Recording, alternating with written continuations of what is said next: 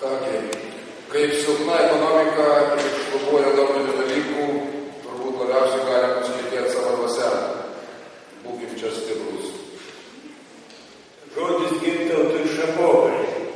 Jis prieš metus, paminint Suvalkų sutarties 90-metį, rūpinosi, kad jų būtų parodytas uždraustas akmuo, bet valdžia nepriklausomos demokratinės respublikos nusprendė, kad jūs neverti to.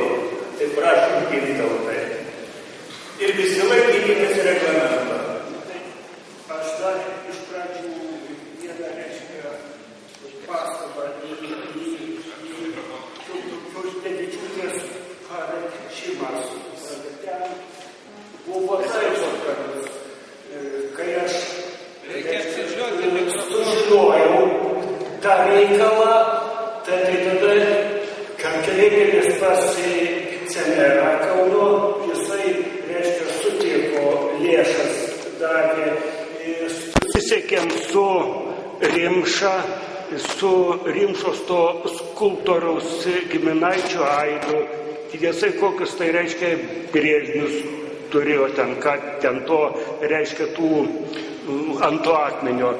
Bet paskui muziejaus direktorius Turgalis pasakė, čia savivaldybė į mus neturi jokio reikalo, čia gali tik tai leisti krašto apsaugos ministerija. Kadangi ta, suprantat, muziejus pagal pavaldumą priklauso jiem. Ir žinau, kai kas į Seimo darių kreipėsi pas komjaunuolę Raselę, suprantat, bet Raselė atsakė šitą reikalą, jai yra svarbiau kitokie interesai. Šiandien man yra pavesta toks sunkus reikalas pristatyti Algimanto Liekio knygą skirtą lietuvių skriaudų istorijai, tai yra Lenkų skriaudų istorijai lietuviams. Aišku, autoriui reikėjo daug drąsos, jog ryžtųsi šitam žingsniui, jisai galėjo būti apkaltinamas tautinės nesantaikos sukurstymu, žinant, kaip kai kurie Lenkų veikėjai tai interpretuoja. Rašyti apie kaimynus yra visada sunku. Mes visada gyvename šalia jų, gyvename ir būsime dar. Dabartiniu metu labai suaktyvėjo Lenkijos propagandinis karas prieš Lietuvą, naudojantis Lietuvos nuolankumu. Vilniaus ir Šalčininkų rajonuose atvirai nesilaikoma Lietuvos įstatymų. Mums yra peršama mintys apie didelius Lenkų tautos nuopelnus lietuvių tautai, pradedami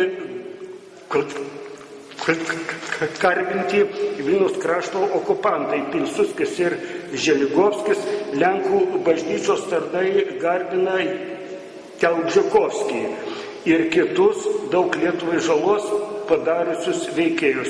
Keisčiausia, jog į šį chorą įsijungia ir kai kurie lietuvių istorikai, kai kurie už tai gauna Lenkijos apdovanojimus. O tokių lietuvių tautai svetimų istorikų yra daug. Jų rankose yra ne tik būsimųjų istorikų rengimas, bet ir mokslo tyriamųjų darbų, disertacijų vertinimas. Kaip žinome, šiaip savo Lenkija Lietuvos istorikam ordinų neduos. Yra pareitai kito, jog yra menkinamas visų lietuvių tautinio atgimimo veikėjų vardai – Basanavičiaus, Šliūpo, Smetonos. Jiems antrina kai kurie aukštas pareigas užimantys pareigūnai švietimo ministerijose, Seime ir kitose institucijose. Per 20 atkurtos Lietuvos nepriklausomybės metų niekas kaip reikia tyrinėjo Lietuvos-Lenkijos santykių. Tuo tarpu Lenkijoje kaip iš gausybės rago išeina knygos žeminančios lietuvius, juos laiko dabartiniais Vilniaus krašto okupantais.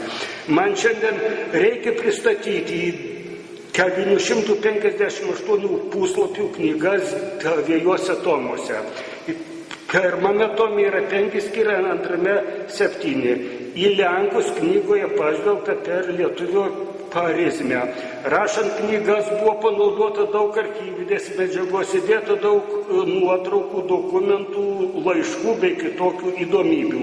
Pirmas tomas apima laikotarpį Dožilosios senovės 11 amžiaus ir baigėsi 1921 metais. Antras iki 39 metų.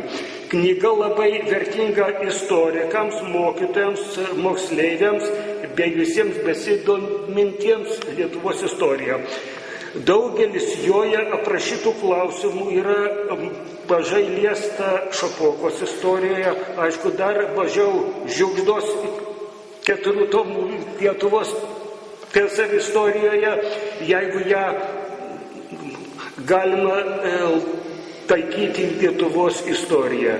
Nedaugas tais klausimais yra įdėta ir į 4 tomus Lietuvos TSR istorijos šaltinių. Knygoje ypatingai smulkiai aprašytos 20 amžiaus peripetijos.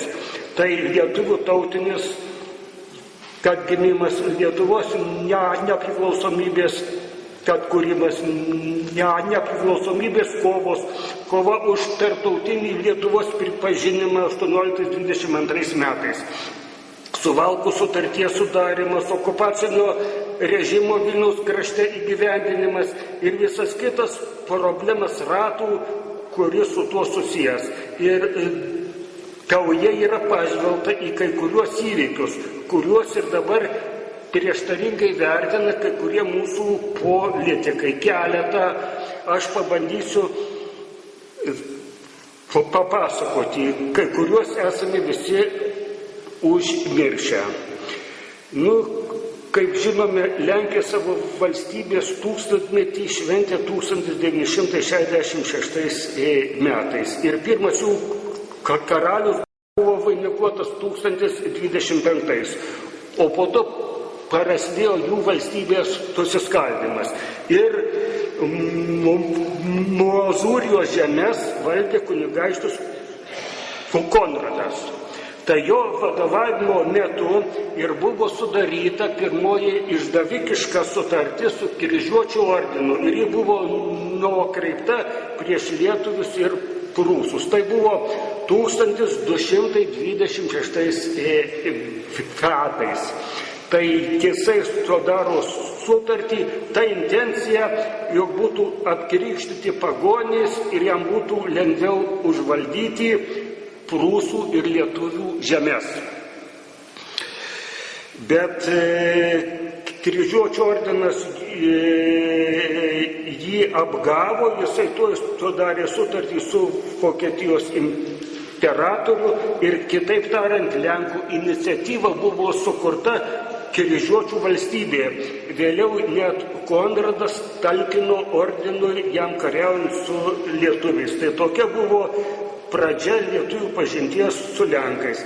Kitas faktas, apie kurį norėčiau papasakoti, tai Jogaila ir Jadvyga.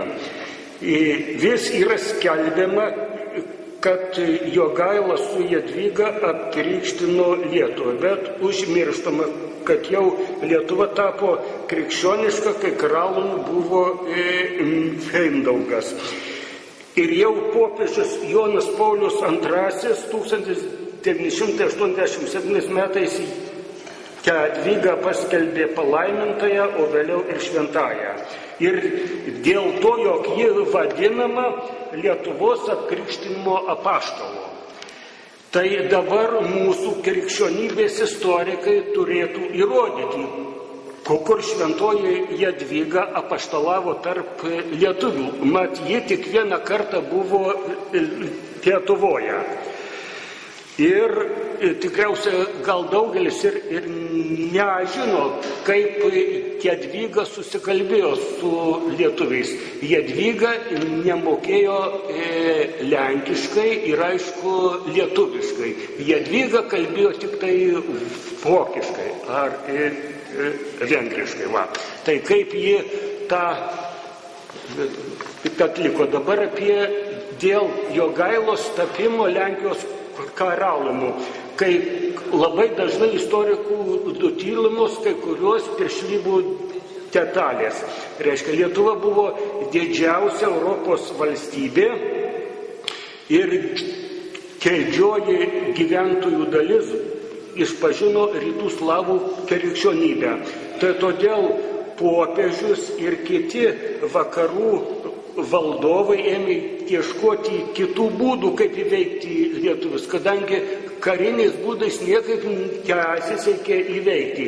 Tai šios vedybos pasitaikė puikiai priežastis, leidosi bent kiek įgyvendinti savo tikslus. O Lietuvos valdovai nesuvokė, jog pasirašydami unijos aktą, jie savarankiškai maunasi kilpą ant kaklo. Dabar kitas klausimas, su kuriuo noriu supažindinti, tai 1791 gegužės 3 konstitucija. Ji Lenkijoje yra valstybinė šventė, o Lietuvoje atmintina diena. Tik neaišku, kuo į Lietuvai atmintina. Iš istorijos žinome, kad Lenkija po pirmo padalijimo siekė atlikti politinės reformas, sustiprinti centrinę valdžią. Taip pat žinome, kad jau tada buvo įgyvendintas Liublino unijos aktas sujungti Lietuvos ir Lenkijos valstybės ir Lietuvos vardas išnyko. Mat oficialiai iki tol šia valstybė, kaip mes esame įpratę, buvo vadinama Žečpospolita, o turėjo būti vadinama Abiejų tautų respublika. Dabar jau ji po tos konstitucijos jau tapo Lenkija. Bet mes labai mažai žinome apie tai, kokie postulatai buvo įrašyti į gegužės 3 konstituciją. Nors jie labai didžiuojasi Lenkai. Kaip tik šioje knygoje tai yra viskas perteikime. Prisiminkime tą laikotarpį. 1789 metais įvyko didžioji prancūzų revoliucija.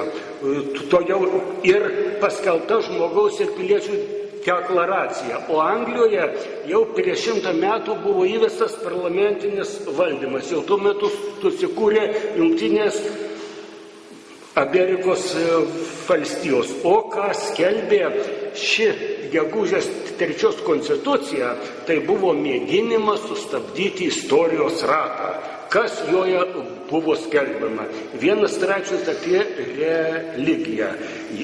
Apie tai rašoma, kad tautos viešpataujanti religija bus Romos katalikų tikėjimas. Perėjimas iš katalikų tikėjimo į kitą yra draudžiamas ir baudžiamas kaip apostazė. Tai žiūrėjau, ką tas žodis reiškia tarptautinių žodžių žodyną, tai atsimetimas nuo bažnyčios.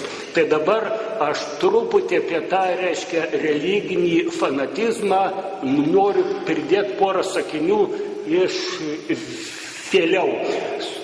Suprantat. Reiškia, 1938 metais vakarų Baltarusijoje ir vakarų Ukrainoje Lenkų kariuomenė ir policija padedama 20 visuomeninių organizacijų per vieną naktį sunaikino 140 pravoslavų cerkvių. Įsivaizduojate? Tai jeigu sulyginti su krištolinė daktim, kuri buvo Vokietijoje užpuolant žydus, tai ten buvo padegta 256, reiškia, sinagogos. Va, tai, kaip sakant, čia kadangi vyko anksčiau Vokietijoje tas vyko lapkričio mėnesį, tai galima suprasti, kad vokiečiai pasinaudojo Lenkų patyrimu, kaip reiškia elgtis reikia. Toliau antras straipsnis. Bajorai ir žemvaldžiai. Rašoma, bajorų luomui iškilminingiausiai užtikrinama visas teisės, prerogatyvas ir pirmenybės privačiame ir viešajame gyvenime. O ypač patvirtiname, užtikriname ir neliečiamais pripažįstame įstatymus, statutus ir privilegijas. Trečias, valstiečiai ir valsčionys. Nurodoma, jei dvarininkas sudarė kokias tai sutartis su žemės valstiečiais, tai jų niekas negali pakeisti. O visiška laisvė skelbiama kitiems žmonėms atvyskatiem į Lenkų žemę, bei tiems, kurie to užsiima amatu. Čia aš prisimenu, kaip per televizorių prieš balsavimą Seimūnas Zingeris agitavo labai balsuoti už šios dienos paskelbimą tą atminti. Mat, jam kaip žydui, tai žydai valsčionys tikriausiai niekada nebuvo ir jam konstitucija tikrai šitą tiko.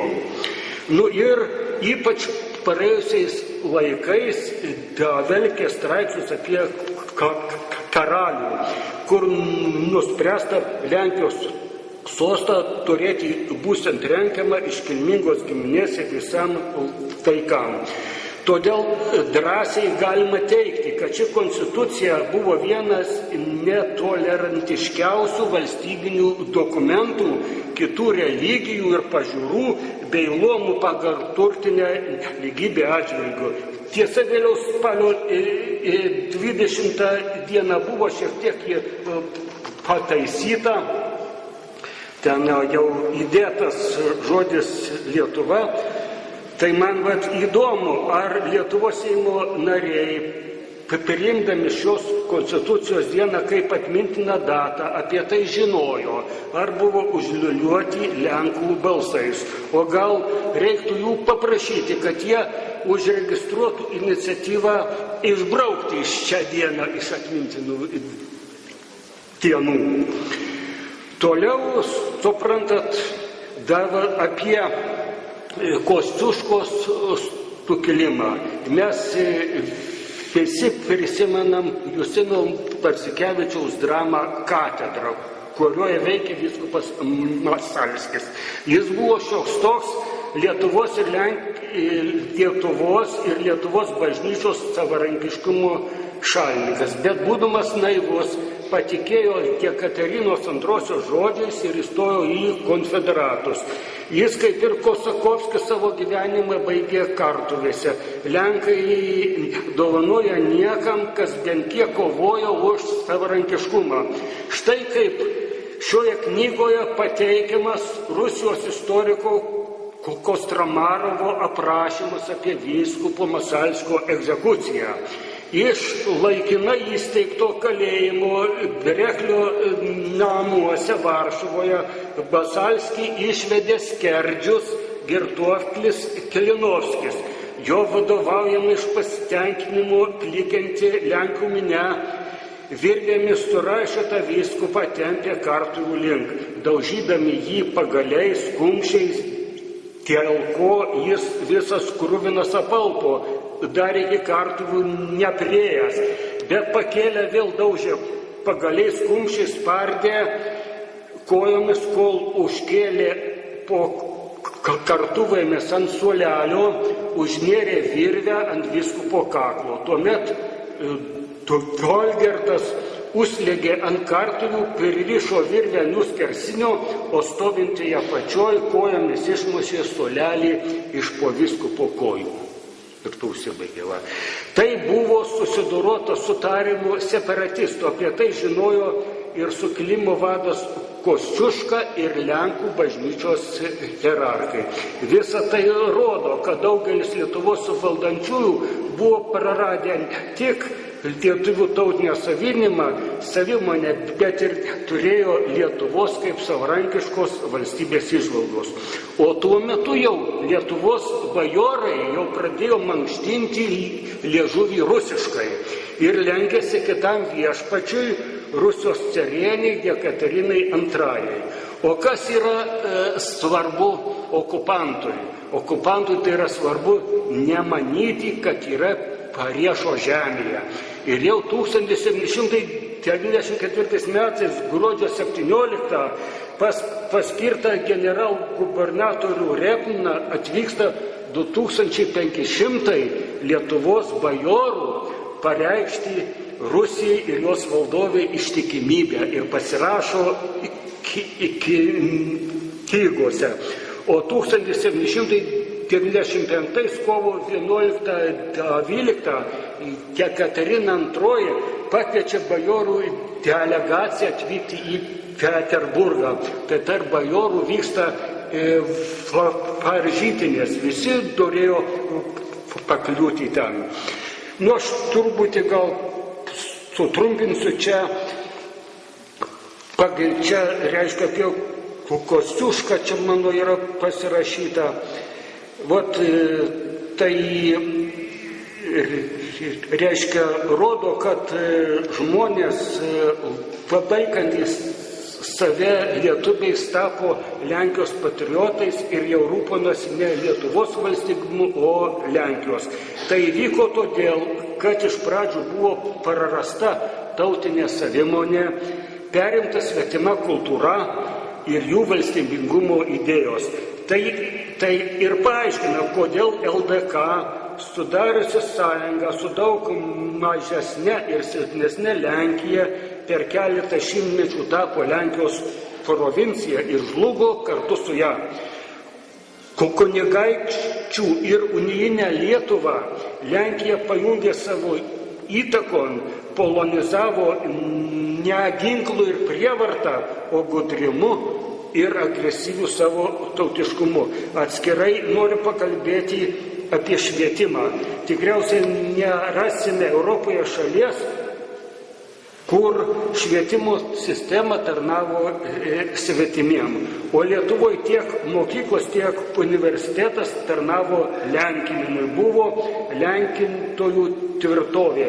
Po Lietuvos prijungimo prie Rusijos apie 50 metų buvo patys gūdžiausi metai lietuvių kalbai.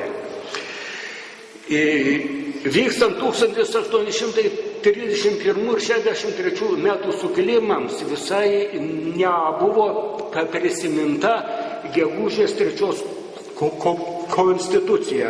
Mat lietuviai suvokė, jog tiek Liublino unija, tiek minėta konstitucija buvo raktas į Lietuvos valstybingumo praradimą. O rusinimas ir lenkinimas buvo broliai daviniai. Kaip Lenkija siekė sukurti vieną tautą, tai to pato siekė ir Rusija. Štai ką rašė Aleksandras III 1881 metais balandžio 25. Mes negalime turėti jokios kitos politikos, kaip ta, kuri yra grinai rusiška ir nacionalinė. Tai yra vienintelė politika, kurią turime vykdyti. O švietimo ministras Uvarovas paskelbė 3 pagrindinius jaunuomenės auklėjimo principus – ištikimybė carui, stačiatikybė ir Rusijai. O svarbiausias Rusijos švietimo sistemos tikslas – visus Rusijos gyventojus suliedinti į vieną tautą. Čia dabar praleidžiu, ką esu parašęs apie spaudos draudimą, čia daugmaž mes reiškia žinom tuos reikalus. Dabar po spalio, tai yra po 1905 metų revoliucijos buvo renkama Rusijos dūma jau. Ir kai buvo išrinkti lietuviai, jų buvo nedaug, tai jie tik tai duodavo paklausimus. Tai va toks, reiškia, mūsų dūmos deputatas Bulota paklausė, kodėl lietuviškose gubernijose įtvirtinama tautinė neligybė, o visų pirmenybė teikiama rusams. Į tai Rusijos vidaus reikalų viceministras Markovas atsakė: Rusijos valdinių teisių negalima sulyginti, kadangi caro valdiniai yra nelygus. Stačiatikiai yra valstybė valdantis, todėl negalima ir norėti, kad savybės savininkas būtų lygus nuomininkui. Ir toliau, kol kitataučiai nesurusinti, tol jie yra Rusijos priešai ir jų negalima apšarvuoti mokslu ir leisti jiem užimti valdinių vietų. Toliau lietuvių ir lenkų kovos persimetė ir į išeiviją. Tai čia ten yra plačiai aprašoma, kaip Amerikoje neleisdavo paminklą, reiškia, bažnyčią stato lietuviai ir lenkai bendrai. Kaip atvažiuoja, kai tas kunigas jau, kuris statė paminklą bažnyčią, jisai miršta, jau lenkai perima tas bažnyčias, kapinės, lietuvių neįleidžia, užpuola kunigus, išvila, ten yra visas, suprantat. Toliau jau apie 16-18 metus. Tai truputį patrumpinsiu. Gerai, va. Reiškia, kai suprantat, vasario 16 akto signataras Petras Klimas yra daug bendravęs su lenkų lyderiais Pilsudskiu ir Dubrovskiu. Pastarasis ypač ragino eiti į lietuvius kartu su lenkais ir jei lietuviai gerai elgsis, Lenkija duos jiems autonomiją. Tai kai buvo parodyta, kad lietuvių tauta nenori unijos su lenkais, tai Dubrovskis atrėžė: Lietuva yra ta pati Lenkija, užteks sušaudyti 100 litvomanų užėmus Lietuvą ir viskas užsibaigs. Toliau tie 18 metai, kaip, reiškia, Kapsuko valdžia atėjo į Lietuvą, jau, reiškia, Vilniaus okupacija ir taip toliau. Kaip per antrą pasaulinį karą Armijos Krajovos archyvose buvo sprendžiama Lietuvos ateitis, tai lenkai sakė, Lietuvos nepriklausomybei turi ateiti galas. Tai taip, reiškia, 1919 metais buvo Lenkų sukurtas raportas tokiu pavadinimu: etnografinės Lietuvos valstybingumas yra kliūtis pastoviai taikai Europai. Aš čia toliau viską praleidžiu ir pačią pabaigą. Paskutinį atsivežu puslapį. Pabaigoje turėčiau visiems palinkėti perskaityti šitą knygą ir žinoti, kad šita knyga yra išleista avansu. Dar už ją yra sumokėti. Tai mūsų pareiga ją išpirkti ir kad autoriui nebūtų nuostolio. Autoriui norėčiau palinkėti kūrybinės sėkmės ir toliau rašyti istorinės knygas. Jeigu autorius pasirinktų toliau gvildenti lenkiškąją temą, tai visiškai tyrinėta POV, AK veiksmai, reikia sudaryti Vilniaus Kalgotos knygą po 30 metų ir taip toliau. Ačiū. Optimizmas šiltumo nedavė. Kada pajėgsi Varšuvą išvilkę, tai prašom Seimo narys Gintaras Songaila. 10 minučių nedabar.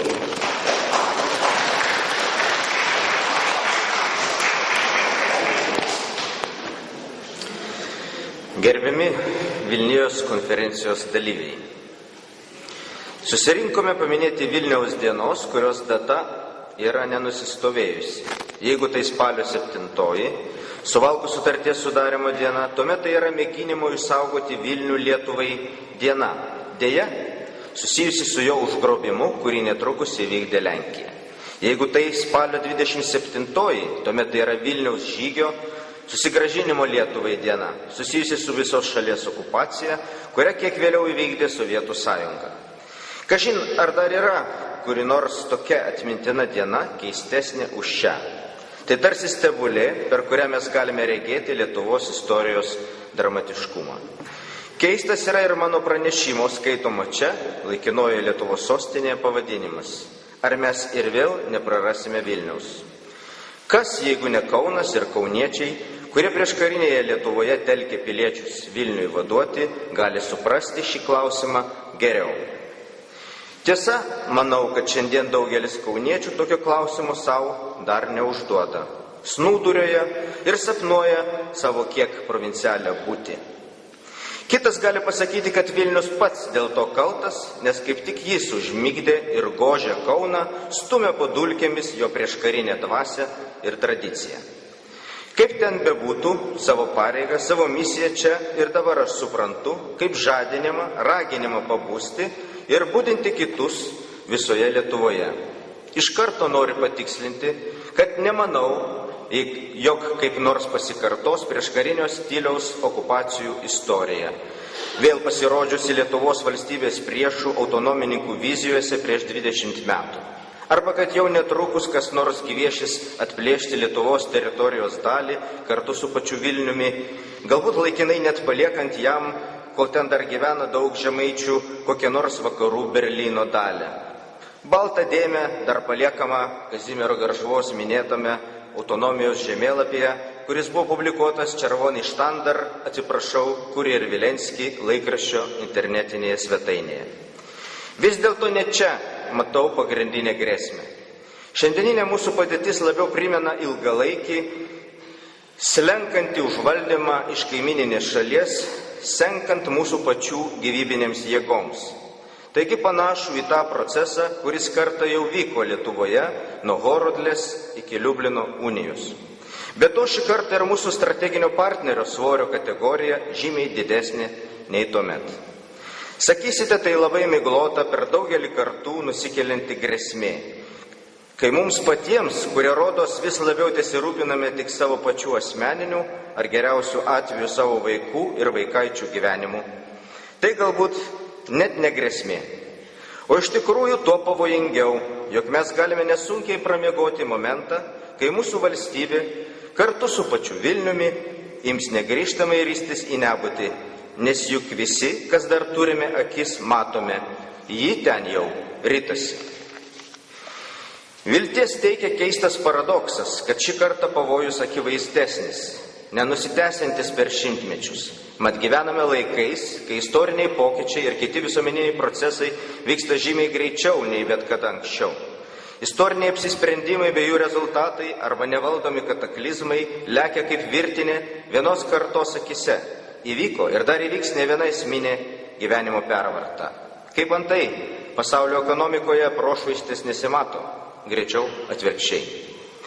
Vienokios pasiekmes mums bus, jei liksime tik bejėgių objektų, kitokios, jei ryžtingai imsime savo pilietinių pareigų, stiprinsime valstybinį mąstymą bei veikimą ir tokiu būdu patys kursime savo istoriją, o ne kiti mums ją kurs, kaip ta lietuvių tauta jau yra patyrusi.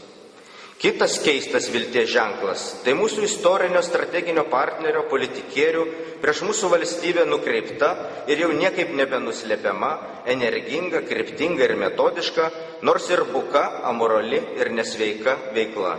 Sakyčiau, tai neurotiškai įkyrus užsispyrimas, silpninti mūsų savasties ir vientisumo suvokimą, naikinti mūsų valstybingumo imuninę sistemą, greunant mūsų moderniosios kultūros, mūsų nacionalinio atgimimo tradiciją, įžūlus kišimasis į mūsų vidaus reikalus, paminant tarptautinės teisės ir abipusės pagarbos principus, niekinimai ir šmeižtai tarptautinėje erdvėje, panaudojant savo didesnę gerklę.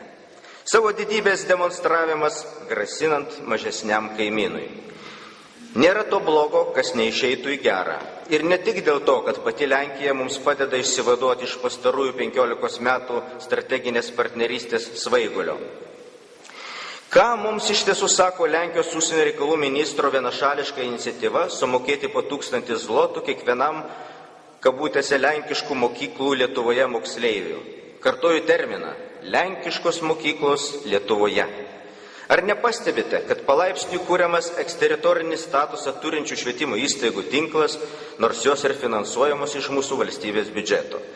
Tačiau ne pats šis faktas, tiksliau ne tiek šis faktas ir kiti panašus faktai yra grėsmė. Tai tik ligos požymiai, simptomai. Nesupainiokime simptomatikos su pačia liga. Įdomu, kad yra pasiūlyta ir aš pats pasiūliau įvairių receptų, kaip šalinti pačius kenksmingiausius simptomus. Liga įsisenėjusi, bet vengiama imtis net ir palengvinančios gydymo taktikos. Lenkijos elgesys su mumis yra be abejo visų pirma didelė jos pačios problema. Tačiau mūsų problema yra, kad mes patys leidžiame taip elgtis su mumis, kad mes patys tapome tokie, kai drįstama mus žeminti ir niekinti, kai leidžiame savo šeimininkauti mūsų namuose. Pagaliau, imperinį Lenkijos recidyvą mūsų atžvilgių palaiko pats mūsų silpnėjimas, demografinis, ūkinis ir kultūrinis smukimas. Nuodų toksinio poveikio gauname tiek, kiek mūsų pačių kūnas silpsta ir leidžia sklisti įvairiems sukėlėjams, kaip antai Lenkų rinkimų akcijai. Natūralu, kad piktinamės, netgi jau vis dažniau atsikertame viešojoje erdvėje, kas anksčiau buvo labai nepolitkorektiška. Tačiau dar nėra tikrasis mūsų noras pakeisti padėtį iš esmės. Tai tik jo regimybė, savęs apgaudinėjimas panašus į vis dažnesnį ketinimą mesti rūkyti. Laikantis mano paminėtos analogijos, sakyčiau, kad turime didelių savo gyvenimo būdo bėdų. Tai yra esminių mūsų šalies politinės ir teisinės sistemos problemų. Vėl pagal analogiją, geriausia gydyti ne ligą, kurios kenksmingus pasireiškimus slopinti žinoma reikia, bet vis dėlto patį ligonį. Kaip antai, dvikalbių užrašų kabinėjimas Lietuvos gatvėse, teismų sprendimų jas nukabinti chroniškas nevykdymas, žinoma netoleruotinas, prieštarauja pamatiniams konstituciniams mūsų valstybės principams. Jau seniai reikėjo imtis priemonių tokiems veiksmams užkardyti. Jos buvo ir tebėra siūlomos konkrečių teisės aktų ir sprendimų pavydalų. Aš ir pats kaip Seimo narys tą dariau ir darysiu. Tikiu, geriau vėliau nei niekada, jų pagaliau bus imtasi. Tai būtinas dalykas. Tačiau visgi, ar pakankamas? Juk šis konkretus teismų sprendimų nevykdymo atvejis tik atspindi bendrą teismų ir sprendimų vykdymo būklę.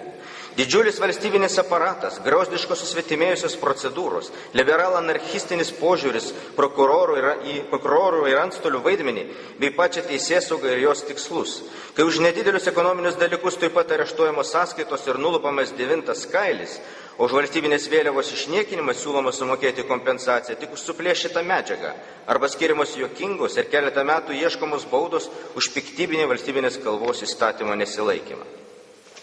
Kodėl po įsiteisėjusio teismo sprendimo dėl jo vykdymo antstolis dar turi kreiptis į teismą prašydamas pažeidėjo pašalinti savo nusižengimą?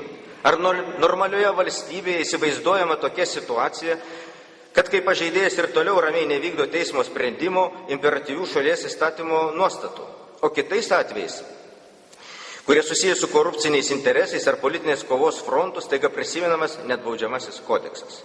Sakysite, reikia keisti teisingumo ministrą. O gal ir visa vyriausybė, kuri tų dalykų nesupranta. Tačiau čia mes susidurime ne tik su iškreiptų pačių mūsų valstybės institucijų požiūriu, bet ir su vis labiau įsigalinčių visuomenėje, tampančių jau sisteminiu nihilizmu arba abejingumu ir pasimetimu, kurie ir kelia didžiausią pavojų, nes leidžia laikytis tokiai politikai ir tokiems politikams, nesukuriant jiems rimtos alternatyvos. Čia ir priejau prie pagrindinių teiginių, kuriuos, taupydamas jūsų laiką, noriu pasakyti bei pakartoti, o taip pat pasiūlyti šios konferencijos nutarimams. Santykiuose su Lenkija, žinoma, nereikia eiti su ją į ringą boksuotis.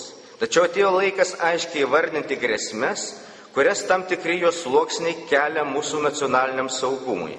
Deja, reikia numatyti ir priemonės panašias į Rusijos nedraugiškų veiksmų stabdymą, ypač informacinėje politikoje. Reikia įvardinti ir pasitikėjimo klaidas, kurios buvo padarytos pasirašant su Lenkija sutartį, ypač dėl vengimo pripažinti prieškarinės Lenkijos okupacinius veiksmus bei jų padarinių pašalinimo būtinybę. Nesukūrėme visaverčių pasitikėjimų ir abipusę pagarbą pagrįstų santykių. Tai laikas atvirai, drąsiai ir oriai sugrįžti prie pačių šių santykių pagrindų. Net jeigu nepavyktų to pasiekti, bent jau turime padėti kitai pusiai suprasti, kad niekada neatsisakysime lietuviško Vilniaus, amžinosios Lietuvos sostinės ir pačios mūsų valstybės tęstinumo vizijos. Nekeisime savo kultūrinės tapatybės, kuriai pagrindus sudėjo mūsų nacionalinio atgimimo tėvai, naujausios mūsų valstybės istorijos, neatsisakysime, kurią nužymėjo vasario 16-oji, nes nepaisant įvairių Lenkijos ir kosmopolitizmo įtakai pasidavusių Lietuvos veikėjų, tautos ir jo šviesolių dauguma tokiems kėslams niekada nepasiduos. Mes suprantame, kad būtent čia slypi tas pagrindinis momentas, tas mus telkiantis išlikimo garantas, kuris daugiausia ir lems mūsų ateitį, nepaisant jokių okupacijų ar spaudimų. Mes niekada neprarasime Vilniaus ir savo valstybės. Mes nepasiduosime ir stabdysime visus mūsų valstybės griovėjus, kurios palaiko mūsų nedraugai Lenkijoje ir Rusijoje. Tiesa, čia norėčiau prieš pabaigą paminėti vieną tokį ar kelis tokius faktus, apie kuriuos užsiminė Kazimieras Garšva. Keliančius nerimą ir priminančius šiek tiek sovietinius laikus. Tos represijos prieš kovo 11 eitynių dalyvius, tas šmeižtas ir ieškojimas kliaučių dėl Dieveniškių stovyklos, tie visi prokuratūros iškeltos bylos prieš mokytojus, kurie ne taip ir ne ten kažką pasakė.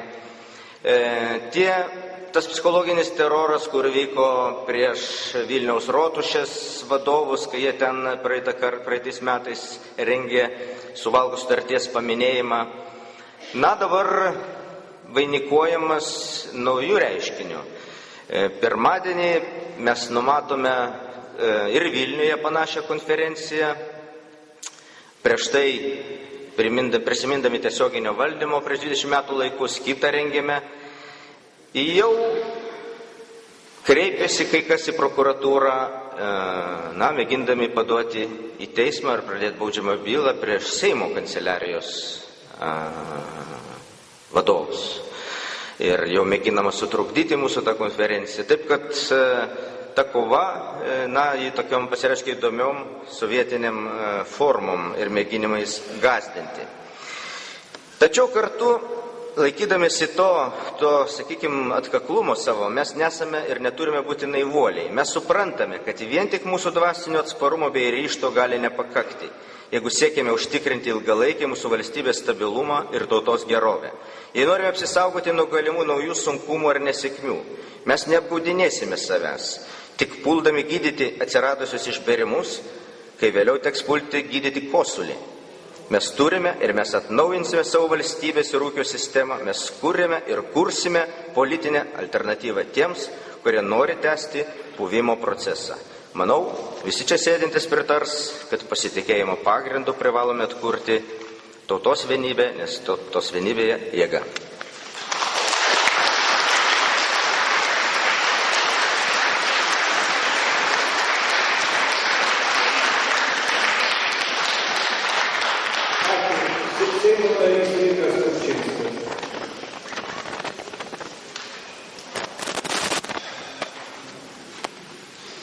Labadiena, mėly šios konferencijos dalyviai.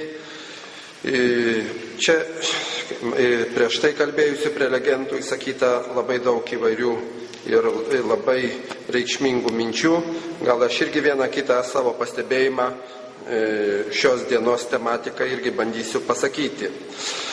Pasaulis pragyvena dabar labai nerimastingas dienas. Finansinio nestabilumo grėsmė, valstybių tarpusavio santykių aiškinimas, autokratinių režimų krizė, imperinių ambicijų recidyvai, tautų ryžtingas siekis demokratiniais pagrindais organizuoti savo šalių valdymą, tai toli gražu ne visa tarptautinio gyvenimo panorama. Kalbant apie šiandieninę situaciją Lietuvoje ir aplink ją, negalima neprisiminti ir tų istorinių faktų ir įvykių, kurie didžiąją dalimi nulėmė mūsų valstybės ir tautos istorinę raidą, tautos likimą. Negalima neprisiminti istorinių dalykų, kada būnant demokratinių šalių bendrijoje tenka išgirsti ir tam tikrus savo kaimynų priekaištus ar net reikalavimus, primanančius taip jau senus istorinius įvykius bei tą seną retoriką. Galim nereaguoti, apsimesti, kad tai pavienių atskirų asmenų, politinių veikėjų ar grupuočių netolerantiški, beveik visada prasilenkiantys su realybė pareiškimai, tačiau dažnas pasikartojimas pastaruoju metu verčia atidžiau pasižiūrėti, analizuoti šių reiškinių priežastis, istorinės šaknis ir daryti labai rimtas išvadas savo, mūsų tautai, visuomeniai ir mūsų tautos nuomonės susiformavimai dabartinėje situacijoje. Šiandien kalbame apie Suvalkų sutarties sulaužymą, kalbame apie tas aplinkybės, kurios sąlygojo šio sutarties sulaužymą.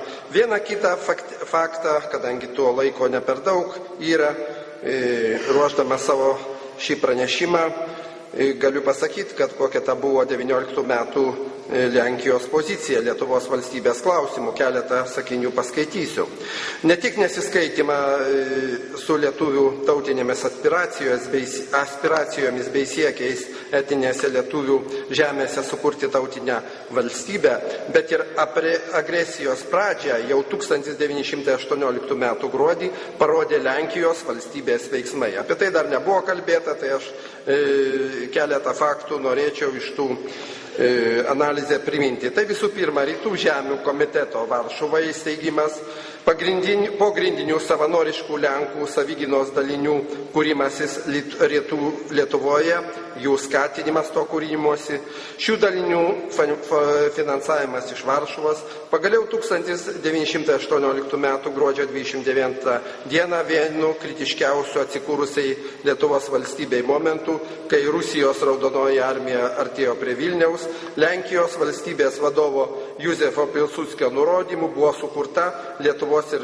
Baltarusijos generalinė apygarda, kurios vadu paskirtas iki tol čia savigynos būrių telkimui vadovavęs generolas Veitko. Generolas Morskreckis buvo paskirtas Vilniaus komendantu, nors čia buvo ir lietuvių komendantūra. Tokie Lenkijos karo vadovybės veiksmai sužlugdė Vilniaus gynimą nuo puolančios raudonosios armijos, organizuoti Vilniaus gynimą nuo puolančios raudonosios armijos. Lenkijos vadovybė siekė pasinaudoti kilusią kritinę situaciją ir užimti Vilnių. Norėta iš Kaune dar reziduojančių vokiečių okupacinės administracijos išgauti oficialų Lenkų karinių dalinių atsiradimo Vilniuje pripažinimą ir gauti paramos ginklais ir amunicija. Lietuvos vyriausybė buvo ignoruojama. Tai galima ir daugybę kitų pavyzdžių pateikti, reiškia, kad lyg tai pirmais žodžiais Lenkija tuo metu lyg ir ruošėsi pripažinti Lietuvą, bet kartu negalėjo pripažinti, kad reiškia, tuose etninėse Lietuvos žemėse gyvena ir kitų tautybių žmonės, todėl jinai, taip sakant, uzurpavo tą teisę, kad nepripažįsta Lietuvos valstybės ir kartu praktiškai savo veiksmais ir kartu užkulisiniam įvairiais manipulacijom siekia, kad vis dėlto Lietuvos valstybė arba Lietuva su jos etninėmis žemėmis būtų realiai aneksuota. Be abejo, mes galime kalbėti apie daugybę faktorių. Tokia jau lemtis Lietuvai teko, kad mes gyvenam pakankamai agresyvių kaimynų kaiminystėje ir dabar turbūt jūs ne vienas esate skaitęs ir buvusio Rusijos, tiksliau Sovietų Sąjungos žvalgybininko prisiminimus, tai yra Vladimiro Yazūno arba jo vadinamo jo slapyvardę Viktoro Suvorovo tokius pamastymus apie istoriją. Be abejo, štai mes matome ir tą, apie kurį laikotarpį, apie kurį čia buvo ir šnekėta, apie, tarkim, 20-39 metų laikotarpį, kada pasireiškia agresyvi imperinė Lenkijos nuostata, kuri siekia, reiškia, pajungti savo, reiškia, valiai Lietuvos valstybę. Bet iš kitos pusės Rusija taip pat turi nemažesnių imperinių ambicijų, bet kartu turi žymiai nepalyginamai didesnius resursus ir tam pakankamai, kaip ir teigia Viktoras Survorovas, Stalinas užgrobęs valdžią Rusijoje, tai yra paskiau tą šalį pavadinę Sovietų sąjungą, vis tik tai darė tikrai gudrius, grobikiškus, agresyvius žingsnius, kad vis dėlto užkariauti visą pasaulį, pirmiausia Europą. Tam buvo daroma, kad visi veiksmai, kad ateitų pakankamai radikaliai jėga į Vokietijos valstybės valdžią ir iš kitos pusės siekiama, kad ta valstybė būtų apginkluota, nuteikta ir sudaroma visos galimybės, kad jinai savo agresyvę politiką siektų užkariauti Europą, o savo ruoštų užkariavus Europą Stalinas pergalingai galėtų su savo milžiniška kariuomenę pervažiuoti per visą Europą ir tuo pačiu įkurti tą vadinamą didžiąją Sovietų sąjungą. Kažkada buvo svajojama apie pasaulio Sovietų socialistinę respubliką. Tai štai, be abejo, Lenkija vykdė savo agresyvę imperinę politiką, bet iš kitos pusės vis dėlto grobuonys buvo nelygiavertiai. Lenkija galėjo, ir norėjo, be abejo, siekė, okupuoti ir Lietuvą, remdamėsi, kaip čia jau ir minėjo, ir tą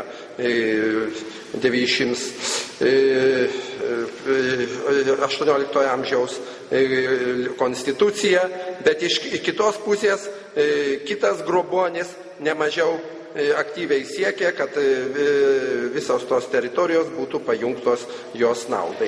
Taigi mes ir dabar galime apie tai kalbėti, jo labiau, kad agresyvūs ir grėsmingi ultimatumai ir iš Rusijos, ir dabar iš Lenkijos, tarkim, dėl švietimo įstatymo priėmimo, iš Rusijos dėl Gazpromo, reikalavimų nuolatinių ir mūsų siekio, kad vis tik tai savo teritorijoje mes atitinkamės įmonės turėtume Lietuvos valstybės jurisdikcijoje. Tai yra gausybė tokių grėsmingų reikalavimų, su kuriais tikrai Lietuva negali sutikti. Dar vienas dalykas, apie ką norėčiau pasakyti, taip, mes šiandien minim gerbiamo istoriko Liekio knygos pristatymą, bet paminėta daug faktų, kai kas sako, kad toj knygoj pakankamai daug aštrių įsireiškimų. Be abejo, esant tokiai situacijai, kaip žeidžiamas mūsų tautinis ir pilietinis orumas, tų aštrių pasisakymų nestinga ir politiniams veikėjams, ir Lietuvos valdžiai, bet iš kitos pusės noriu atkreipti dėmesį, kad ne vienas istorikas, patriotiškai, pilietiškai nusiteikęs, paminė, kad taip, vis dėlto tai išvardinti faktai atitinka tikrovę ir mes turime, paminėdami šitą, prisimindami tiksliau visą Lietuvos valstybės istoriją, niekada neturim užmiršti. Dar vienas dalykas, apie ką čia ir iš dalies aš galvodamas tą temą prieš pasisakyti, vis dėlto mes turim labai rimtai ir visuomeniai pateikti vis dėlto, kiek tų grasinimų iš įvairių pusių, ir iš Rusijos, ir iš Lenkijos, ir iš Vokietijos. Be abejo, šiek tiek aš ir žiūrėjau ir tą 39 metų tos grasinimus, kaip ministras Urbšys grįžo iš Italijos ir sustojęs Berlyne, Ribbentropas pateikė jam ultimatumą kovo mėnesį 20 dieną dėl Klaipėdos krašto pripažinimo Vokietijos jurisdikcijai. Tų ultimatumų buvo pakankamai daug ir tikrai mūsų valstybė, turiu pripažinti, nežiūrint į tokias tikrai tragiškus momentus, į daugelio mūsų tėvynainių žūtis, bet vis dėlto jeigu mes tiek egzistuojam ir daugiau kaip 1000 metų, tai rodo mūsų valstybės tvirtybę ir visų pirma mūsų tautos, mūsų žmonių aukštą savimonę ir dvasios stiprybę. Taigi ir dabar kalbėdami, atrodo, kaip jau minėta, apie strateginio partnerio, kai kuriuos tikrai mums nepriimtinus veiksmus, mes dar kartą visų pirma mūsų visuomenė, mūsų piliečiai turi parodyti ir kartu Lietuvos valdžia, kad vis dėlto mes esam Lietuvos valstybė, kurioje galioja mūsų jurisdikcija ir tik lietuvių tauta, tik tai Lietuvos valstybės valdžia turi teisę spręsti visus klausimus, kas susijusius su mūsų valstybės teritorijos, mūsų valstybės valdymu. O šiaip tai aš manau, kad būtų, apart tai, ką paminėjo istorikas Liekis savo knygoje, vis tik tai pasižiūrėti per tą daugelį šimtmečių, kiek Lietuva yra patyrusi visokių reikalavimų, grėsmių, ultimatumų, bet kartu, kaip kalba yra pasakęs istorikas Romas Batūra, kad vis dėlto nei viena valstybė istorijoje per tą 1000-metį nekariavo tiek mūšių, tai jos skaičiavimu apie 300 mūšių, kur dalyvavo Lietuvos valstybė, lietuviai ir kartu apgynė, nežiūrint labai agresyvių kaimynų norų ir siekių, vis dėlto apgynė savo nepriklausomą valstybę. Taigi aš irgi linkiu ir džiaugiuosi, kad vis dėlto mes čia susirenkam, įsakom savo nuomonę ir kartu tai yra rimtas parodymas ir mūsų valstybės vadovybei, kad lietuvių tauta niekaip negali taikstyti su tuo, kad kažkas nori diktuoti nepriklausomos Lietuvos piliečiams, mūsų tautai. Ačiū.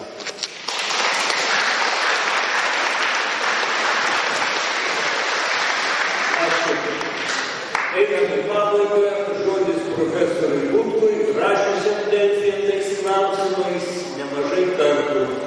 Prašom. Ir tęsis konferencija taip pat su partneriu. Aš tai stebiuosi jūsų ištvermę. Tuoj baigsiu. Net jaunimas taip neišlaiko tokių konferencijų ir daro pertraukas ar kavo čia. Dėl to aš stengsiuosi trumpinti savo pranešimą. Bet kuri visuomenė vadovaujasi ne tik realijomis, bet ir visuotinai priimtais mitais bei stereotipais. Tie stereotipai kilmės požiūriu yra dvejopi. Vieni jų yra atsiradę per šimtus metų, kiti gali būti suformuoti dirbtinai, turint kokių nors politinių ar ekonominių tikslų. Ryškiausias pastarojo tipo stereotipų pavyzdys būtų Trečiojo reicho, nacių propagandos suformuota itin neigiamas žydų stereotipas ir čigonų. Pasak latvių rašytojo Janio Rainio, šuo, kurį norima nušauti, visada yra pilnas blusų. Stereotipai kaip religija konsoliduoja visuomenę. Šis stereotipo vaidmuo yra teigiamas, nors patys stereotipai yra subjektyvūs. Dabar įsivaizduokite šalį, kurioje tam tikra etninė gyventojų dalis, dar ir kompaktiškai gyvenanti, vadovaujasi visiškai kitokiais stereotipais nei dauguma to šalies gyventojų. Arba tiesiog kitos šalies stereotipais. Jie auklėja savo vaikus, vadovaujasi laikydamasi arba nesilaikydama įstatymų, traktuodama savo teisės ir savo vietą visuomenėje. Jei tie stereotipai ryškiai kontrastuoja su daugumos gyventojų, toji visuomenės dalis izoliuojasi nuo valstybės ir sąmoningai ar nesąmoningai susikuria rezervatą. Jei šalis didelė, o toji gyventojų dalis maža, toks rezervatas teritorinis, kalbinis ar kultūrinis šalies integralumui ir vientisumui įtakos neturi. Bet jei šalis maža, o koks etninis rezervatas, jei šalis maža, bet koks toks rezervatas kelia jai pavojų, jos vientisumui. Ir jei tokį pavojumi yra suinteresuota kaimyninė šalis, ji visomis išgalėmis stengsis palaikyti savo palankius ar net pačios primestus mitus bei stereotipus, kad toji visuomenės dalis dar labiau izoliuotųsi, taptų svetima savo šaliai, o susvetimėjusi imtų prašytis vis didesnės globos ir palaikymo, kol galop pasiprašys gelbėjimo kabutėse.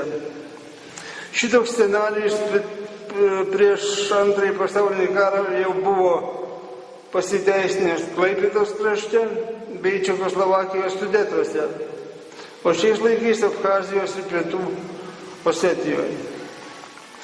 Beje, dėl Sudetų. Hitleris pasirodo buvo geras Pilsudskio mokinys ir Vilniaus atvejį pritaikė vokiškai kalbantiems kitų šalių regionams. Nebereikalo Pilsudskis iki pat savo mirties Hitlerį laikė draugų ir bendraminčių.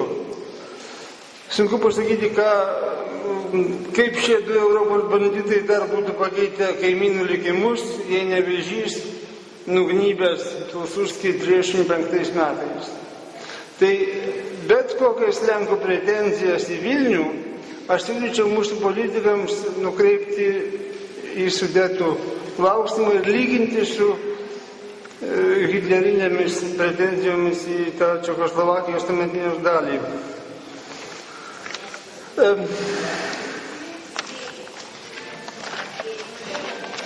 Aš trumpinu.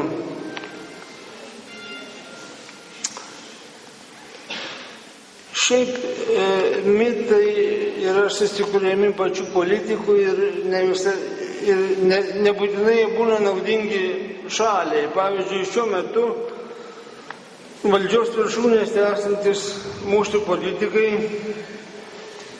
garsiai apgaudinėja save ir kitus, esą dėl sukeltos antilietuviškos isterijos Lenkijai kalti kai kurie Lenkų politikai atskiri.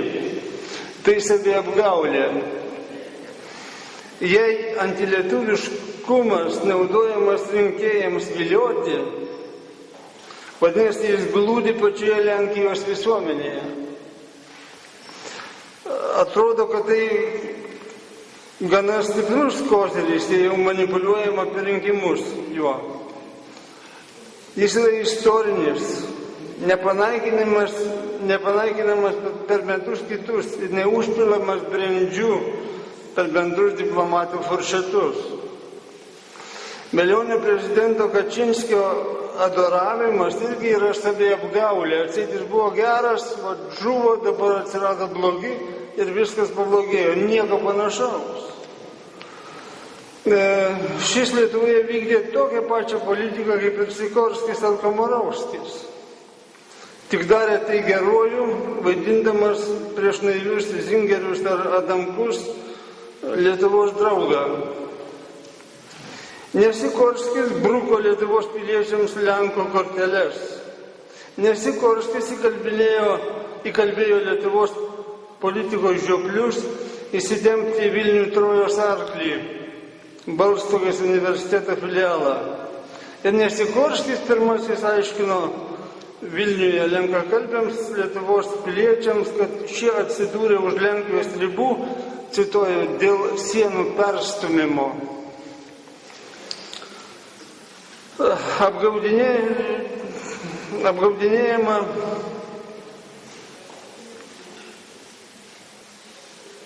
Apgaudinėjama save ir dėl galimo Vilniaus Lenkų politikų susipratimo. Gal jie susipras, gal mes jų nesmerkim, nešokim jiems į akis, leiskim jiems išsilieti, įsikalbėti. Šito tikrai nebus. Jie nesusipras. Ir ne tik dėl to, kad juos, skirtingai nuo Latvijos Lenkų, nuolat kursto Lenkija. Antilietuviška jų arogancija ir atsiribojimas buvo visą laiką, net sovietmečių. Juk net ruošiant Lietuvos Lenkijos sutartį prieš 20 metų, šie politikai bandė spausti Lenkiją, kad sutartis būtų trišalė, tai yra Lietuvos, Lenkijos ir šitų dviejų slavakalbių rajonų. Ir pabaigai dėl europietiškų standartų. Daugeliu atveju Lenkija siūlo Lietuvai laikytis europinių standartų ir net kopijuoti Lenkijos įstatymus bei tvarką. Vieną tokį įstatymą mes nusikopijavom. Ir tautinį mažumų švietimą padarėm panašų į Lenkijos. Vis tiek buvo negerai. Tai tos standartų siūlymai Lietuvai laikytis ir kopijuoti visus didžiųjų valstybių standartus ir tvarką man primena dar sovietmečių skaitytą vieno latvių humoristo satyrą Meškos paslauga. Aš jums trumpai nupasakosiu turinį. Pabaigai. Kiškis į senatvę sumanė parašyti memuarus. Parašė, nunešė į redakciją, o redaktorius buvo Lokys. Jis peržiūrėjo tekstą. Gerai, sako, viskas lyg ir nieko, bet kai kuriuose vietose labai prasilenkiama su tikrovė, kažkaip netikroviškai parašyta. Pavyzdžiui, jūs rašot, kad jaunystėje mėgot graužt morkas. Taip nebūna. Kad mėgot sportuoti ir lakstyti laukais, kroštą bėgti. Kas taip daro? Ir dar rašo, kad buvot įsimylėjęs kiškę, lakstėt paskui jos uodegą, norėjo susituokti, turėjo su ją vaikų. Bet sako, palikit rankraštį, mes paredaguosim ir išleisim. Išleido memuarus. Kiškis pradėjo skaityti ir po kelių minučių ėmė graibytis raminamųjų. Iš tų memuarų jis sužinojo, kad jaunystėje jis mėgęs medų ir laipiojo po medžius ieškodamas drevių, kad buvo įsimylėjęs mešką jauną ir lakstė paskui ją, tikėdamasis su ją susituokti ir turėti vaikų, o mėgstamiausias sporto užsiėmimas jam buvo kilnoti sunkius svarsčius. Tai taip yra ir su Lietuvai primetamomis didžiųjų valstybių normomis ir įstatymais. Ačiū uždėmesį.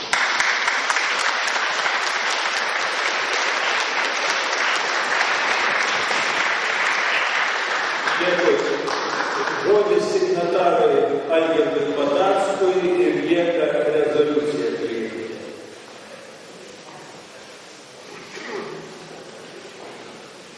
Tikimės, kad jau daug nebešnekės. Pastaba be reikalo, nes tikrai daugiau 5 minučių nekalbėsiu. O noriu pradėti irgi nuo tokios linksmos situacijos. Mušasi du čečėnai, pro šalį eina rusas. Čečėnai nustoja muštis, prilupa rusą ir mušasi toliau. Dabar kita situacija. Mušasi du kaimynai, lietuvis su lenku, prie jų artėja rusas su kuoka. Kaip tokioje situacijoje elgtis kaip su tokioje situacijoje elgtis? Vienas iš tų dviejų besimušančių turi būti protingesnis, sutikim. Jeigu jie ir toliau mušis, gaus abudu. Dabar reiškia muštis, viena ranka su rusu, kita ranka su lenku, vėlgi yra problema. Reiškia, perėsiu prie rimto konteksto. Labai teisingai Alvydas pasakė, profesorius Butkus, kad neturėkime iliuzijų dėl Lenkijos ir politikų. Radio Marija paklausykit, kuri paversta, reiškia, nežinau ko, bet tik nereliginių radijų. Taip, liberali politika patyrė pralaimėjimą. Pradžioje jį tam tikrą rolę atliko, kai mums turėjome stoti į NATO ir į Europos Sąjungą, tai niekas nebūtų norėjęs to priimti dviejų besipešančių kaimynų. Teko laikinai apsiraminti, o dabar kaip elgtis tam protingesniam kaimynui, nes Lenkijos politikas, ne vienas Lenkijos politikas, nedrįs kaip nors kitaip pasisakyti Vilniaus klausimų, taip kaip, reiškia, ne Pilsudskine linija. Ten vienas kitas intelektualas iššoka, bet tai yra balsas tyruose. Tai iliuzijų neturim, reiškia, tiesiog keičiam kryptį iš pereiname, reiškia, pradžiai reikia, kaip dabar jaunimas mėgsta sakyti, perkrauti kompiuterį, reiškia, perkrauti mūsų santykius, išsisakyti viską visiems iki galo ir vienai ir kitai pusiai, sudėlioti viską ir, reiškia, santykius pradėti nuo nulio. Tačiau tie santykiai pradėti iš naujo turi būti jau kitokie. Mes esam lietuviai, mes gyvenam savo žemėje, prašom įsisąmoninti, kad mes esam ne Lenkai, prašom įsisąmoninti, kad mes turim savo valstybę, prašom įsisąmoninti, kad mes sprendžiame, kas mūsų valstybė turi būti, o ne jūs sprendžiate. Ir dabar tik tai tokia pozicija padės, nes bet kokios nuolaidos, klupčiojimai, išsisukinėjimai, valstietiški gudravimai niekur neveda, kaip į mūsų istoriją parodė. Ir pabaigai, kadangi turbūt jau tos 5 minutės, kodėl mes užsiimam tik tai Mindaugu, LDK ir Pilsudskiu ir taip toliau. Yra baltų istorija. Baltai gyveno didžiulėje erdvėje, nuo Volgos ir Rukos santakos iki vos nedabartinės Vokietijos. Ir tai buvo 7000 km ilgio ir maždaug 900 km pločio ovalas. Mes jį praradom, mes dabar gyvename vienoje 7 teritorijoje ir praradome dėl slavų. Slavai, Lenkai yra fragmentas, reiškia, šitos slavėjimo, tik tai skirtumas toks, kad jie yra katalikai kaip ir mes. Štai 2 kryptys, kurioms reikėtų pasiūlyti tam kaimynui, kuris čia tebesimuša, kai tuo tarpu reikia žiūrėti, kas ten ateina iš rytų. Katalikybė, bendras frontas prieš genderizmą, prieš ateinančius iš vakarų antikristinės jų siūlomas, reiškia, nuostatas. Vienas punktas, tą, ką darė vyskupas Matulaitis, kai jis turėjo, reiškia, būti arkivyskupu 4 besipešančiom tautom, kurios visos buvo katalikai. Jis padarė taip, kad jie neleido išnaudoti religijos savo siauriems ten, reiškia, tautiniams tikslams. Ir antra plotmė yra santykiai su Rusija. Niekad neužmirškim, kad Rusija yra labai suinteresuota, kad mes peštumėmės, kad mes smarkiau peštumėmės ir taip toliau, ir taip toliau. Vienas iš tų besipešančių turi būti protingesnis. Aš manau, kad protingesnė bus Lietuva. Ačiū uždėmesį.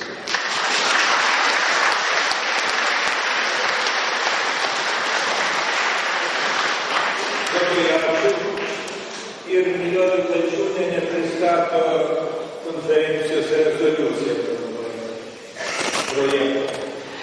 Pirmiausia, mes nepadėkojame Kauno skyriaus Vilniaus draugijos pirmininkiai mielai Elvyrai, Vilniaus Įgulos karininkų Romovės vadui, ponui gerbiamam Donatui, daugybė žmonių, kurie prisidėjo, kad šitą konferenciją vyktų čia, tokia gražiai salėje, tokia gražioje aplinkoje. Ir šitiem jauniem vaikam, kurie ką tik išėjo, kurie taip gražiai su meile dainavo apie Lietuvą. Ir visiems kiekvienam susirinkusiam, kuris kauniečiai, tada galim jau prieštarauti, Seimo nariai, reiškia, bunda, nemiega, jie atsibūdė, jie stebi, jie žiūri ir aš manau, kad kai reikės, tai tikrai tars savo žodį. Ir šiandien rezoliucijai taip pat jūs, manau, pritarsite arba pasiūlymus prašėme raštu. Tai nežinau, kaip jums tai pavyks, vieni gavote, kiti negavote raštu, tai gal paklausykime ir priimsime. Vilnijos draugijos konferencijos įvykusios Kaune 11 metų 10-7 dieną Lietuvos valstybė nuo Suvalkų sutarties iki šių dienų rezoliucija.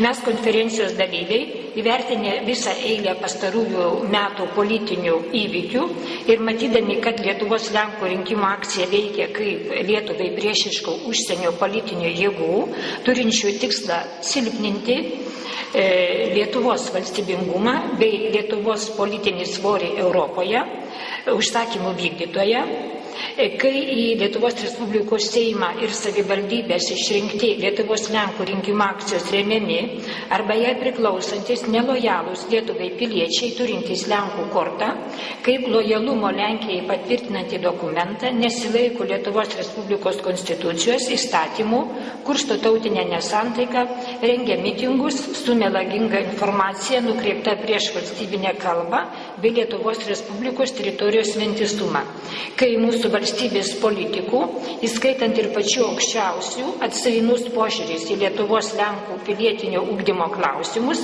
į Lenkų dėstomąją kalbą mokyklų programų turinį, kai oficiali švietimo ir mokslo ministerijos nuostata yra tokia, kad Lietuvos Lenkų gimtosios kalbos dėstymas turi būti siejamas su Lenkijos istorija, dailė, menu, skatinimu domėtis šiuolaikinę Lenkijos kultūrą, veda ne tik tai prie dezintegracijos procesų spartėjimo, bet ir ugdomi ne Lietuvos, bet Lenkijos piliečiai. Siūlome, pirmą, čia preambulė tokia, gali ilgoka, bet gali ir nieko. Siūlome, pirmą, Lietuvos diplomatinė tarnyba, galime čia patikslinti, aš manau, privalo viešinti tikrąją Lietuvos tautinių bendrijų padėtį ir užimti principingesnę poziciją, reaguojant į Lenkijos politikų demaršus prieš Lietuvą. Rengiant naują sutartį su Lenkijos Respublika siekti, kad Lenkija pripažintų prieškarinę Lietuvos dalies okupaciją ir griežtai laikytųsi dabartinės sutarties nuostatų dėl nesikišimo į Lietuvos vidaus reikalus. Valstybės mastu parengti nedraugiškų Lenkijos veiksmų stabdymo strategiją, ką minėjo Seimo narys Gintaras Songaila, tai ir būtų grėsmių įvardinimas. Antras punktas. Lietuvos teisėsaugos institucijos ir specialiosios tarnybos, vykdydamos jiems konstitucijos bei įstatymų nustatytas pareigas, privalo užkirsti kelią sistemingam įstatymų pažeidinėjimui Vilniaus ir Šalčininkų rajonuose, netaikant jokių nuolaidų bei kompromisų, o iš nelojalių Lietuvai piliečių, kurstančių tautinę nesantaiką, skleidžiančių melagingus kaltinimus Lietuvai, atimti Lietuvos pilietybę, o taip pat valstybės tarnautojų statusą, jeigu jie tokį turi. Tai mes jau žinom, kad visai neseniai dar parašėme raštą Lietuvos teisingumo ministrui apie 6 paskutiniais metais teismų sprendimų ir įstatymų nevykdymą ir kol kas teisingumo ministras nereaguoja. Trečias punktas. Teisingumo ministerija kuo skubiau privalo panaikinti partijas sukurtas tautinių pagrindų, kaip Lietuvos Lenkų rinkimų akcija ir Rusų alijansas, arba pareikalauti pakeisti jų pavadinimus taip, kad neliktų tautos ir regiono pavadinimo. Seimui priimti įstatymą, kad Seimo ir savivaldybių rinkimuose kandidatais bei atsakingais valstybės pareigūnais negalėtų būti piliečiai turintys Lenko kortą. Ketvirta, įvesti tiesioginį valdymą švietimo srityje. Visų mokyklų bei darželių steigėjų funkciją perduoti švietimo ir mokslo ministerijai. Esamos lenkiškų mokyklų mokymo programos turi būti skubiai peržiūrėtos tokia linkme, kad jos būtų siejamos su Lietuvos istorija ir kultūra ir suvienodintos visose Lietuvos mokyklose. Kiekvieną mokyklą aprūpinti žemėlapiais, kuriuose būtų nurodytos baltų teritorijos, tame tarpe ir Lietuvos žemėlapius su okupuotos Lietuvos dalimi. Dėstomiems lietuvių kalba dalykams skirti lietuvių tautybės mokytojus. Na, čia turbūt dėl to tą punktą norisi išryškinti, nors švietimo įstatymas priimtas ir neblogas, kaip nežinom, tačiau kol kas jis nėra pilnai vykdomas ir Vilniaus rajone ir Šalčininkų iš tų tėvų, kurių vaikai mokosi lenkiškose mokyklose, yra renkami parašai, kad jie neleis savo vaikų į tas pamokas geografijos ir istorijos, kuriuose bus dėstoma valstybinė kalba, kaip reikalauja naujas švietimo įstatymas. Tai yra, jie nevykdys švietimo įstatymo, nors jis yra ir priimtas. Tai mes dėl to ir reikalavome tiesioginio valdymo švietimo įstatymo įvykdymui.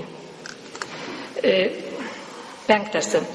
Valstybės teisė ir pareiga yra saugoti bei ginti savo orumą, demokratijos ir tiesos principus, konstitucinės piliečių teises, todėl Lietuvos vyriausybė privalo imtis visų priemonių, kad lenkų kalba leidžiamuose leidiniuose, radio ir televizijos laidose nebūtų skleidžiama Lietuvos valstybė šmeižianti tendencingą informaciją, bet būtų rasta vietos visapusiškai ir objektyviai informacijai apie Lietuvos valstybės politiką skirtą tautinėms bendrijoms.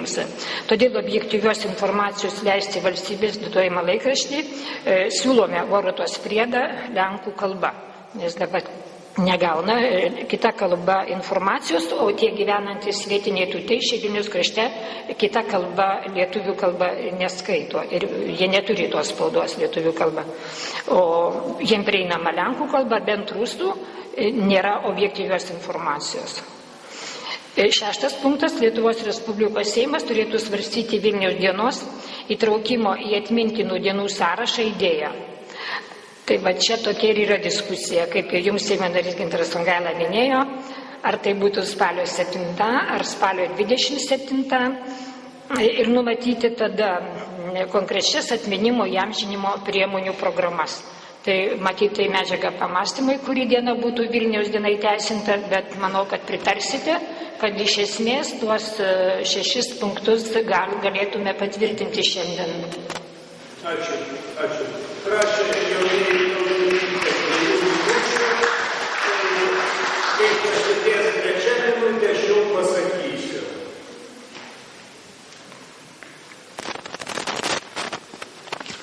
Gerbiami konferencijos dalyviai, Lietuvių tautinio jaunimo sąjungos vardu sveikinu šią konferenciją, kurioje itin tinkamų laikų ir mes esame linkę mūsų organizaciją pasirašyti šią rezoliuciją, tačiau iškilo vienas kabliukas, yra 3 punkto sakinys, kuris skamba Teisingumo ministerija, kuo skubiau privalo palaikyti partijas, sukurtas tautiniu pagrindu, kaip Lietuvos Lenkų rinkimų akcija ir Rusų alijansas, bet mes pamirštame, kad mes turėtume suteikti teisę turėti savo nacionalinę partiją, tai yra, pavyzdžiui, Lietuvių tautininkų sąjunga arba panašiai.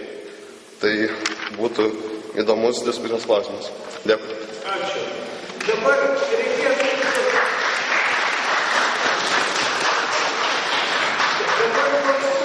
Vienas siūlymas.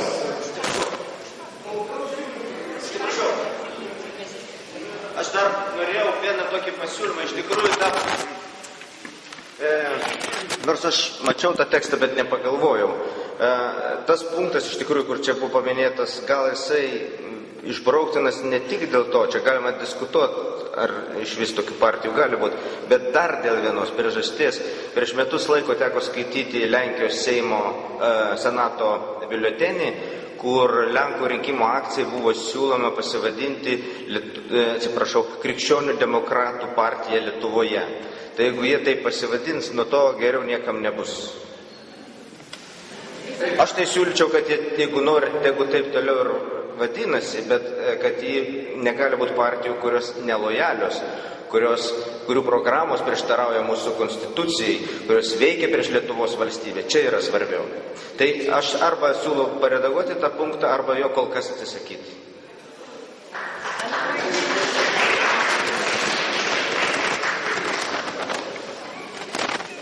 Galbūt tada pirmą dalį, jeigu brauktume, ir antrą dalis, kuriai mes neprieštaraujame dėl Lenkų kortos, kad negalėtų kandidatais balotiruotis į atsakingas pareigas užimti piliečiai turintys Lenkų kortą. Tai gal pirmą dalį kol kas išimam ir paliekam antrą tą dalį. Taip, 3 punkte. Sutiktumėt? Ar dar ką siūlot? Karimvidai. Tai ačiū. Lietuviškai ne Lenko korto, o Lenko kortelė, asmens kortelė. O skliausteliuose galit Lenko kortą parašyti kabutėse. Tai ačiū. Yra tų pasiūlymų. Kadangi aš negavau ne vieno siūlymo raštu, kaip skelbta, tai vienas siūlymas yra palikti tą instituciją suredaguoti Vilniaus draugijai organizavus